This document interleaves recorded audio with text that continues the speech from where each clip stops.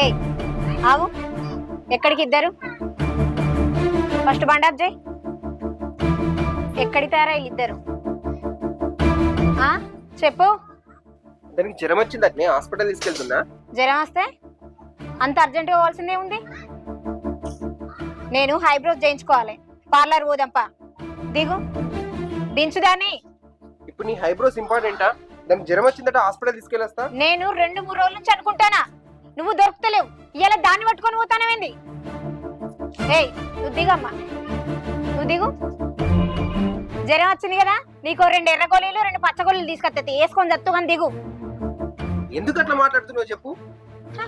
అబ్బా ఏంది బాగా వెనకేసుకొస్తానవేంది? ఏంది అట్లా మాట్లాడుతున్నావు? అది హాస్పిటల్ పోవాలండి. ఇప్పుడు నీ హైబ్రోస్ ఇంపార్టెంటా?